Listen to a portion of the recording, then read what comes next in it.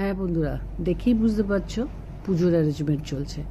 ফল বানাচ্ছে আমার যা, আর আমি এদিকে অন্য কাজে ব্যস্ত আছি। ঠাকুর বসানো হয়ে গেছে, আসনে সমস্ত ঠাকুরকে মালা পরিয়ে ফুল দিয়ে বেলপাতা দিয়ে তাদেরকেও একদম সাজুগুজু করিয়ে দেওয়া হয়েছে। এরপরে শুধু ভোগ চড়াতে হবে। তা এইসব করতে করতে ঠাকুরমশাই আসতে দেরি আছে। আমি আসনের ভোগটাও দিয়ে দিলাম এবং এখানে সমস্ত সাজানো চলছে। ফল বানানোর পর সেগুলো সামনে দিয়ে দেওয়া হবে। আমি এর মধ্যে আবার কিছুটা দুব্ব বেছে রাখলাম, কারণ দুব্ব কাজে লাগবে, যেহেতু গণেশ পুজো। সব পুজোয় দুব্ব লাগে না, তো গণেশ পুজোয় দুব্ব লাগে বলে কিছুটা দুব্ব বেছে রাখলাম এবং ধুয়ে রেখে দিলাম দুব্বগুলোকে। এরপর কিছুটা বেলপাতা বাছতে হবে এবং নিখুঁত বেলপাতা বাছতে হবে। আর এখন এই টাইমটা যা বেলপাতাগুলো ভালো না, খুব বেশি ভালো না, কেমন ছোট্ট ছোট্ট এবং ডান্ডি ভেঙে যাচ্ছে। যাই হোক, 3খানা 28টা বেছে রাখলাম এবং সঙ্গে আরেকটা এক্সট্রা 28টাও আমি বেছে রেখেছিলাম, যেন যদি দরকার লাগে নেওয়া যায়। এদিকে মিষ্টি টিষ্টিগুলো ভালো করে সাজিয়ে ফেলেছি। ঝুড়িতে এক ঝুড়ি ফুল রেখে দিয়েছি এবং কিছুটা সাইড করেও রেখেছি, এটা শেষ হলে বার করব। আর কিছুটা যে বেলপাতাগুলো একটু খুঁত ছিল সেগুলো অঞ্জলি দেওয়ার জন্য রাখা হলো। এরপর সন্দেশ লাড্ডু দিয়ে একটা থালা করা হলো।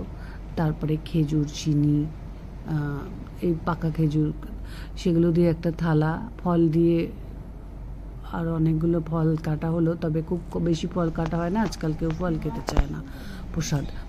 তারপরে ভুজিটাকেও গুছিয়ে ফেললাম।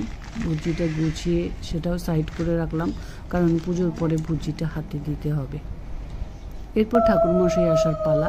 মোটামুটি প্রায় 9টা ঠাকুরমশাই উপস্থিত।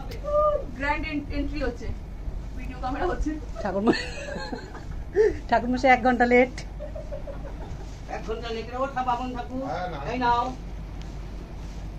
আমার ছেলে পাঞ্জাবি পরে আসেনি, স্বামী বাবু জীবন পাঞ্জাবি পরে এসেছেন।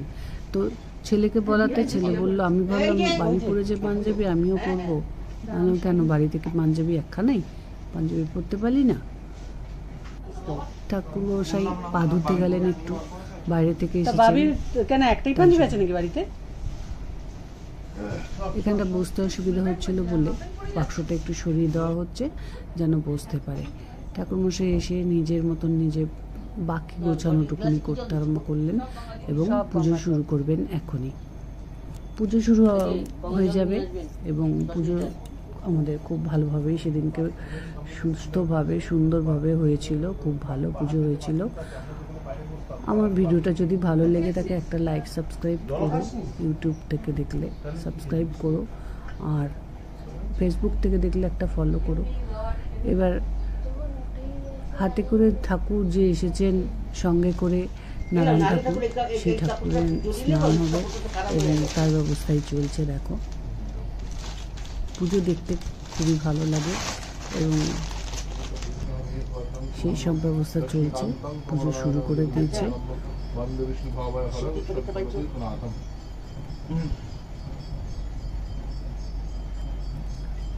আমার যেহেতু একটু ভিডিও করার শখ, তো আমি করে চলেছি।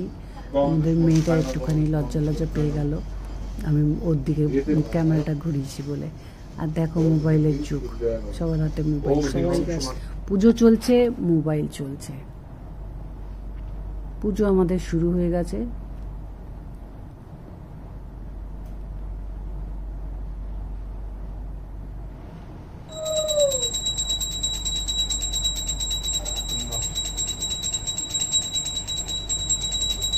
পুজো যেহেতু আমাদের ব্যবসার খাতা পুজো হচ্ছে, তো সেই কারণে এই পুজো শেষের দিকে কাজল পরানো চলছে এবং তারপরে হবে খাতা। এবারে সিঁদুর পরিয়ে একটু টিপ পরিয়ে দিল আমাদেরকে সবাইকে ঠাকুরমশাই। এরপর একটা রূপোর কয়েনের মধ্যে সিঁদুর মাখানো হলো, কিন্তু কয়েনটা দিয়ে খুব ভালো ছাপ পড়বে না বলে আমাদের নর্মাল কয়েন দিয়েই খাতায় ছাপ দেওয়া হলো। তারপর আরতি শুরু হয়ে গেল।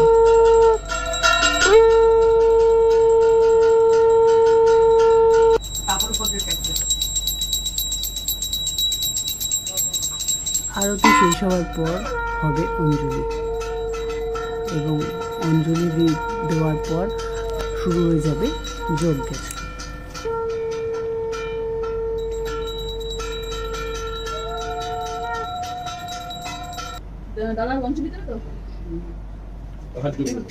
নমো বিষ্ণু, নমো বিষ্ণু, নমো বিষ্ণু, নম অপবিত্র পবিত্র বা সর্বাবস্থান গতৌপি বা যস্মরে কুণ্ডলীকাক্ষ সবাহ্য অভ্যন্তর শুচি, নমঃশুচি, নমঃশুচি, নমঃশুচি, নম দেবেন্দ্র মৌলি মন্দার।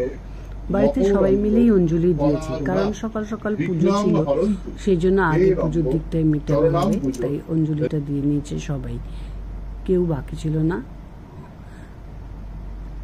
এরপর যজ্ঞ শুরু হলো। তো এই বছরে যে যজ্ঞের কার্ডগুলো দিয়েছে দশকর্মা থেকে ভীষণ ছোট ছোট, মানে অন্য সময় যে বড় বড় কার্ডগুলো দেয় খুব ভালো আগুনটা ওঠে, তো এবারে কার্ডগুলো ছোট বলে আগুনটা খুব বড় করে ওঠেনি।